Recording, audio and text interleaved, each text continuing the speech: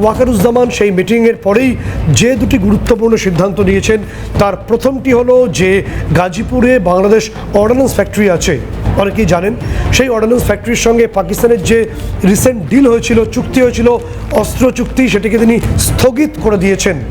আবারও বলছি, গাজীপুরের সঙ্গে পাকিস্তানের যে অস্ত্র ট্রানজ্যাকশন চুক্তি হয়েছিল সেটা ওয়াকারুজ্জামান স্থগিত করেছেন বলে আমরা সূত্র মারফত জানতে পারছি।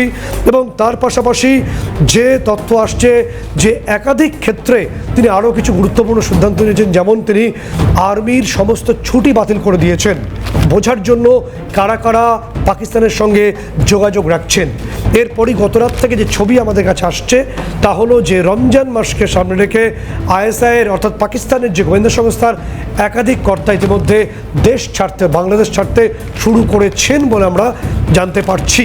এ বিষয়ে আমি তোমাকে বলবো অফিক, যে জেনারেল ওয়াকারুজ্জামানের বিরুদ্ধে রাষ্ট্রসংঘের এক কর্তার বক্তব্যকে গুছিয়ে বানিয়ে সেটাকে সামনে রেখে সেটাকে অফিসিয়াল ন্যারেটিভ বানিয়ে ওয়াকারুজ্জামানের বিরুদ্ধে রাষ্ট্রদ্রোহিতার যে ছক বানিয়েছিল ফাইজুর রহমান বা পাকিস্তানপন্থী অফিসাররা, তারই একটা পার্ট জামাতি পিনাকি বলেছে। কি বলেছে জামাতি পিনাকি, সেই বক্তব্য আজকে আমরা দর্শকদের শোনাবো। রিপোর্ট দিয়া ওয়াকার সাহেবের সানডে মানডে ক্লোজ করে দেওয়া যায়, এই জেনারেলদের সানডে মানডে ক্লোজ করে দেওয়া যায়, ফোর্স বন্ধ করে দেওয়া যায়। কিভাবে দেওয়া যায় আসেন এটা বলি। পুলিশ অফিসার ভিডিও দেখায় আক্ষেপ করে বলে যে একটা গুলি করলে একজন মরে, বাকি সবটি যায় না।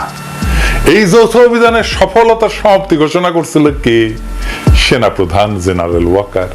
জেনারেল ওয়াকার হেলিকপ্টার করে ডিজি র্যাব এবং আইজিবি কে নিয়ে যাত্রাবাড়ি ল্যান্ড করেছে 22